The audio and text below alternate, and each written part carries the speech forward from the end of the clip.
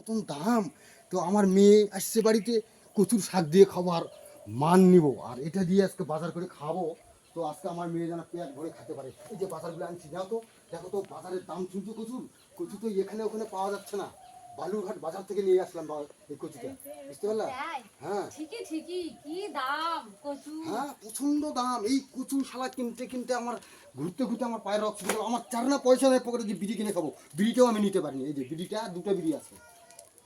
আমি কি করে যে আসলাম যে মেয়েকে খাবো কচু আর ওল বলে, যে এলা পাওয়া যায় না। বিটির বাড়ি গেলে ওখানেও পাওয়া যাবে না, কি খালি মাছ মাংস মাছ মাংস, যেখানে সেখানে মাছ মাংস খাইতে খাইতে একজন বমি করে ওখানে দিলে আমার দেখে আরও ঘৃণা হয়ে গেল। তখন আমি কচুটা খুব যত্ন সহিত এইদিকে করে নিয়ে আমি বাজার থেকে আসতে আসতে আমার মনের আনন্দ হলো যে আমার মেয়ে আর নাতিয়ে খাবে। এদিকে একটু ইয়ে করে না। তো আমি এখন বলছি যে ঠিক আছে, এটাই করে খাওয়াবো। তুমি একটু ভালো করে রান্না টান্না করো, তো কথা মুখে এখন বলতে হবে আর আমাকে যেতে হবে, নাহলে আমি বিড়ি পাবো কোথায়? বাবা কোথায় গেল রে? আমার 10 টাকা দিতে বলো তো, আমি একটু বিড়ি নিয়ে আসি। সেই বিড়িটা না হলে আমার মাথার স্মোকিং বেলক কালচারটা ঠিক হচ্ছে না। আমার বেটি এসে আমার কত আনন্দ বাড়িতে, সেই আনন্দ করে উৎসব করে আমি বেটিকে আমার নাতিকে আমি খাবো। হ্যাঁ, একটু আমাদের গাছের আমরা আছে, এই যে দেখছো, এই আমড়াগুলার একটু টক করো খুব সুন্দর করে। হ্যাঁ আচ্ছা ঠিক আছে। হুম।